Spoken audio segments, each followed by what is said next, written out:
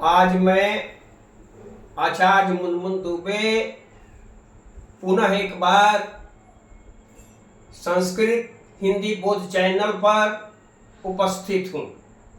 इस चैनल से जुड़ने वाले सभी बच्चों, बच्चियों, अभिभावकों को बहुत बहुत बधाई है। मैं अभी आपके समक्ष संख्यावाचक विशेषणों के प्रयोग में बताते आ रहा हूँ। 1 से 4 तक के संख्यावाचक शब्दों के प्रयोग के बारे में मैं बता चुका हूँ। आज मैं आपके समक्ष पंचम शब्द, षष्ठ शब्द और अष्टम शब्द को लेकर उपस्थित हूँ। पंचम का मतलब होता है 5, षष्ठ का मतलब होता है 6 और अष्टम का मतलब होता है 8। अब ये 4 तक के रूप को मैंने तीनों लिंगों में अलग अलग बतलाया था कि पुल्लिंग में अलग होता है, स्त्रीलिंग में अलग होता है, नपुंसक में अलग होता है। लेकिन 5 से ऊपर वाले रूप केवल तीनों लिंगों में एक ही रूप होते हैं, उसमें अन्य लिंग में रूप नहीं होते। मतलब एक ही रूप का प्रयोग पुल्लिंग में, स्त्रीलिंग में और नपुंसक में होता है। तो पहले मैंने पंचम शब्द का रूप आपके समक्ष प्रस्तुत कर रहा हूं। उसमें है पंच, प्रथमा का रूप है पंच, 5 द्वितीया में, पंचभी तृतीया में, पंचभ्यः, पंचभ्यः, पंचानाम, पंचसु 7 विभक्तियों में रूप हो गए। और षष्ठ शब्द के बारे में षट्, षट्, षड्भिः, षड्भ्यः, षड्भ्यः, षड्भ्यः, षडानाम, षट्सु। षडानाम यहाँ षष्ठी में जो है आगे र है, इसलिए न ड का र हो गया है। तो इसका भी प्रयोग तीनों लिंग में इसी रूप में होगा। अब इसके बाद है अष्ट शब्द का रूप। तो अष्ट शब्द में जैसे अष्ट है प्रथमा में, अष्ट है द्वितीया में, और दूसरा रूप भी उसमें होता है अष्टौ अष्टौ। फिर तृतीया में अष्टभ्यः और अष्टाभ्यः दोनों होता है। चतुर्थी में अष्टभ्यः अष्टाभ्यः दोनों होता है। पंचमी में भी अष्टभ्यः अष्टाभ्यः दोनों रूप होता है। इसके बाद अष्टनाम अष्टानाम दोनों रूप होता है। और सप्तमी में अष्टसु होता है। अब मान लीजिए कि आपको इसके अनुवाद के बारे में जानना है।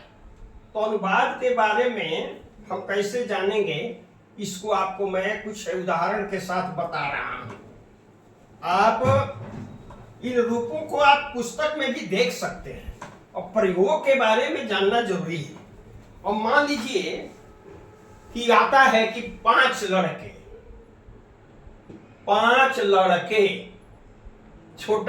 छोटे से उदाहरण के द्वारा मैं बता रहा हूं। तो 5 लड़के मान लीजिए आ गया है, तो लिखेंगे हम पंच बालका,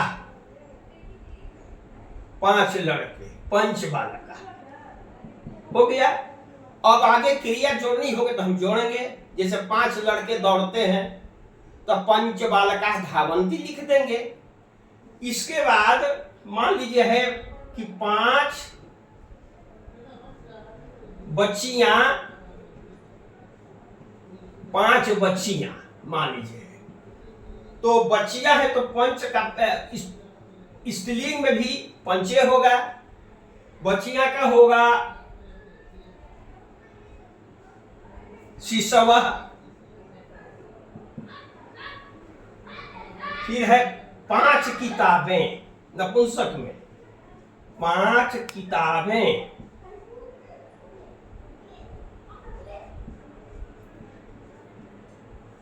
तो पंच इसमें भी रहेगा।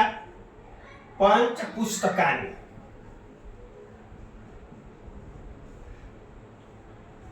कहने का भाव ये है कि पुल्लिंग में भी पंच शब्द का प्रयोग हुआ, 5 लड़के। स्त्रीलिंग में भी पंच शब्द का प्रयोग हुआ और नपुंसक में भी पंच का प्रयोग हुआ।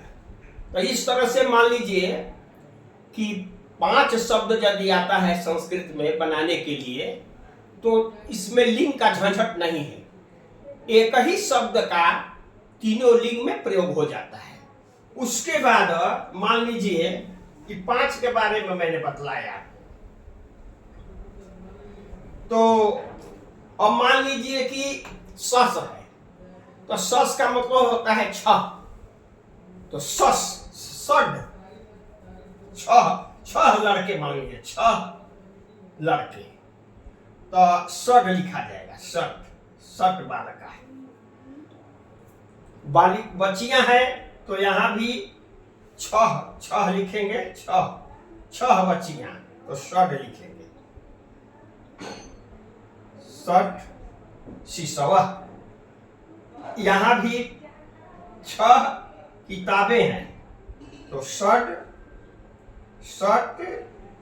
पुस्तकानि, सट पुस्तकानि हो गया।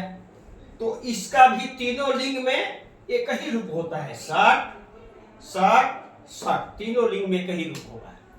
तो यह बच्चे यदि इस बात को जान जाते हैं तो अनुवाद बनाने में कोई कठिनाई नहीं होगी। पंच शब्द का, सस शब्द का और अष्टम शब्द का रूप याद करना बहुत कठिन नहीं है, थोड़ा सा ध्यान देंगे तो इस रूप को याद कर सकते हैं। पंच 2 बार कहना है, फिर पंच भी 1 बार कहना है, और इसके बाद पंचभ्यः पंचानाम पंचसु, इस तरह से रूप को याद करना है। अब मान लीजिए कि अष्ट शब्द है, जैसे अष्ट धातुएं, अष्ट 8 हिंदी में होगा 8 धातुएं, 8 धातुएं, तो 8 का हो गया अष्ट, तो अष्ट बहुवचन है, तो धातु का संस्कृत धातु होता है, तो बहुवचन में उस रूप का हो जाएगा धातव, अष्ट धातव। 8 लड़कियां मान लीजिए, 8 लड़कियां, तो इसमें भी हो जाएगा अष्ट बालिका।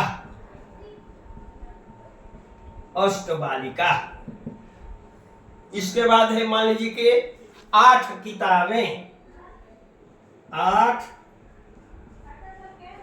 किताबें, तो अष्ट पुस्तकानि,